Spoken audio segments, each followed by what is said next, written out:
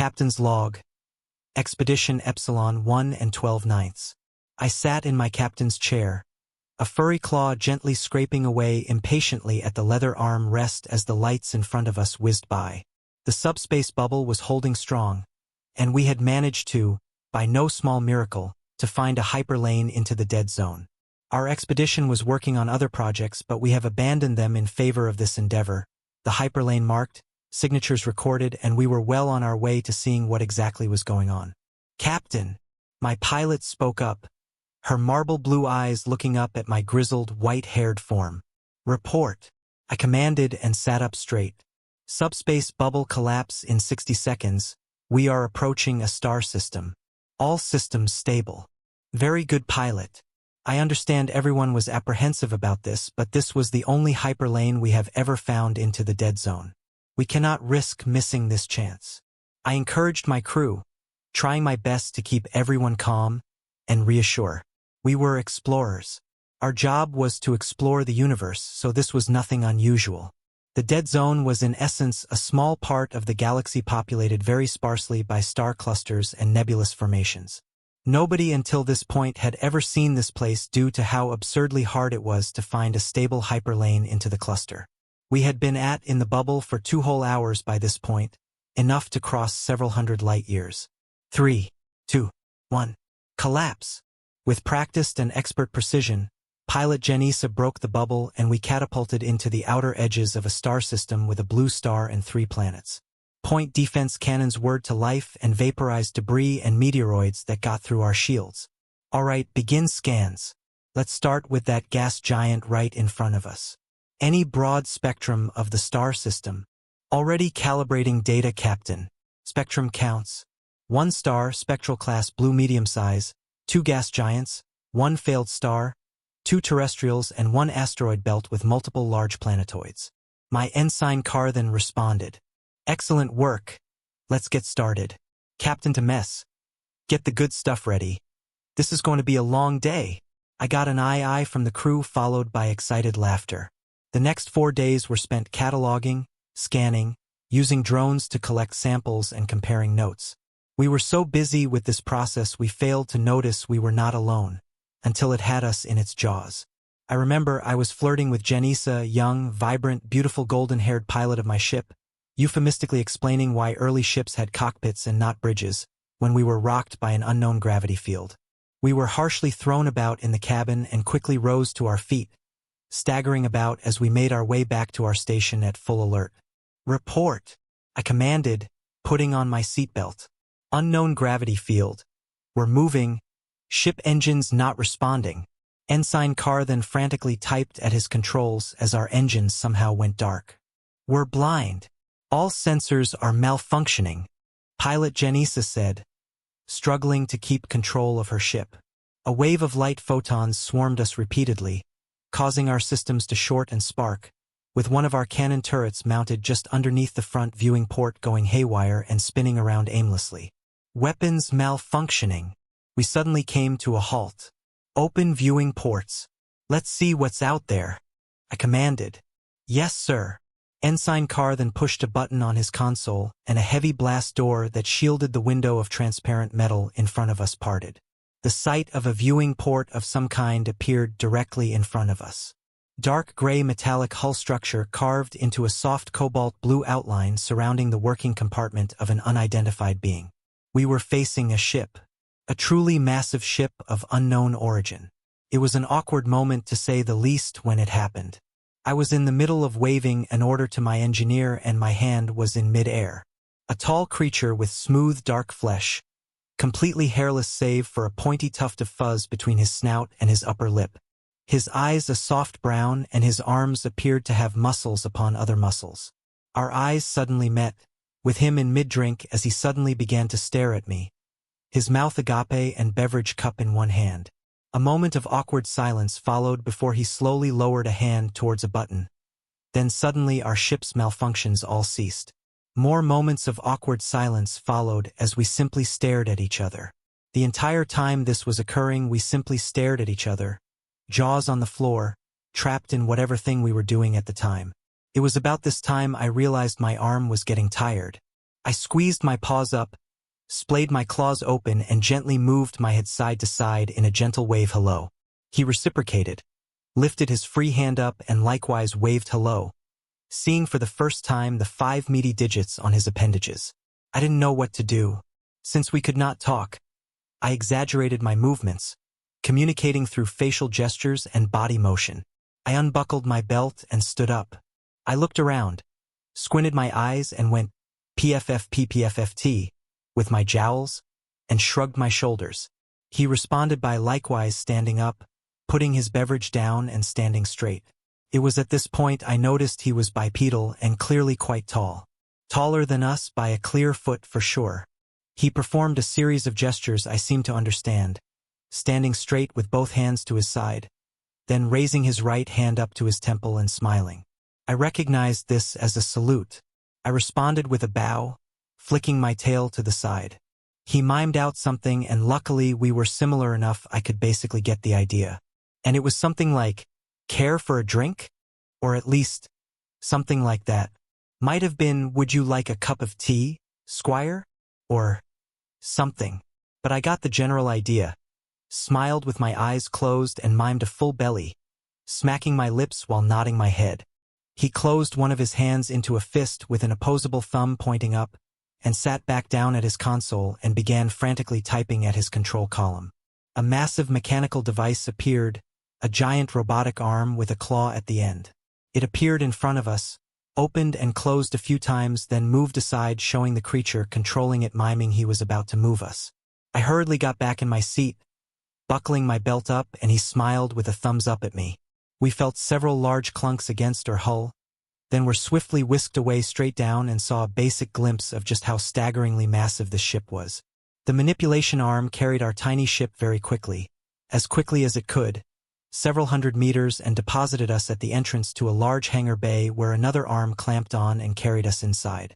The hangar bay would have held a ship 3 times as big, with room to spare. We quickly got to work assessing the atmosphere and equalizing pressure. It was slightly heavy for us, the gravity slightly stronger than we were used to, but it was roughly similar to ours, and we could dispense with pressure suits and respirators. After equalizing pressure, we heard a mind-shattering noise. "Donovan James Massoon, why have you brought an asteroid into my hangar?" A massively booming voice that surprised us broke through the din of the hangar. We could hear it through our ship's hull. What shocked us even more was that it spoke our language, Galactic Standard Eridian. I looked around and saw the same creature controlling the arm was now in the same room as us, looking up at us, unable to stop smiling. A hologram appeared from the ceiling, and a very angry-looking creature just like the Dark One, only paler with more orangey skin and bright red hair atop his head, appeared on the screen. "WHOT in the Naklavi's tits are you up to?" "I dunno. Look closer." The brown creature was seeming a bit smug. The orangey creature looked straight at me. I smiled my best smile and waved my paw in a hello. His facial features switched almost instantly from fury to confusion, then shock. "What the foo dash?" he yelled out and fell away from the monitor, collapsing off his chair. He scrambled out of his office and appeared a few minutes later with 7 other of the same creatures. I pushed a button on my bridge communicator that broadcast to an external speaker. Hello. May we come in? Please." Everyone looked at each other in shock, momentarily before falling over each other as I lowered our ship's blast doors and left the bridge to enter the airlock. The creatures had moved a device with a set of stairs to help us move down. The sight that greeted us was not just a little bit intimidating. It was in fact absolutely terrifying. They were bipedal, mammalian, and judging by their teeth and biological structure, they were at least carnivorous. They stood a full foot and a half higher than we did, and I looked one of them, presumably the captain, in the eyes, and my fur fluffed a bit in terror at the sight. 12 of them, each a greater variant than the other, ranging from around 5.5 feet up to 8 feet tall, and each wearing a different garb or uniform, each with its own color scheme and iconography. 5 distinct cultures were present on this one ship. I, however, was confused. I had a question, and one for later. One of these creatures, a male wearing a hat with various adornments, stripes and medals on his jacket, and a very proper navy blue uniform, stepped out of the line and looked down at me. He outstretched one of his hands and spoke. "My name is Captain Reginald Smythe VII. We are called humans, and we are a mining vessel from the Terran Federation. Welcome on board the Saucy Sue." He smiled, so much so I thought his face would split open. "My name is Captain Rha Takan Yulon, House of the Silver Leonis. We are called Honderi, and we are an exploration and research vessel from the Hannes Consortium. It is a pleasure to meet a new face." I smiled my best smile, showing teeth same as him as a sign of respect. His grip was many times stronger than mine, and he nodded apologetically as he noticed me wincing in pain. A fortuitous event, to say the least of the circumstances. First, we have to follow protocol in these events before we can continue. We don't want any unnecessary accidents. The beer drinking contest can wait for later until we know what we're both dealing with. I shall send you as much data as I am legally allowed on us and biology and whatnot, and you will likewise send yours," he said, retracting his hand politely. Indeed, gods. The things we just did break every conventional first contact protocol in the books. Surprised our heads didn't explode or something. It is nothing short of staggeringly improbable we even speak the same language. This requires some investigation, but that's for another time. We have to follow the rules. "Thank you, Captain." I smiled and made a respectful bow. "It is so welcome to know we are not completely alone in the universe. We look forward to working with you, and hopefully more," Reginald said and stepped back into line. "All right, lads, get your gear on and get to Med Bay for Deccan. Seal off the hangar and make sure to give our guests plenty of room," he commanded, and everyone cleared out. "Oh, by the way, here, take this," he said and handed me a small box device with a big button on it. "It is a single-use button. Press it and the hangar's force fields will allow ye to leave. I will have my engineers take a look at your ship to see if we did any damage to it, and make repairs as needed. When all is said and done, if we can, I challenge ye to a drinking contest, and a helping of me wife's cottage pie." He let out a healthy chuckle. "I shall hold you to that, Captain. Goddess bless us." I bowed again and hastily returned to my ship. A few hours passed, and we were frantically comparing and sending data through a tight beam communication network they called the intranet that was on board their ship.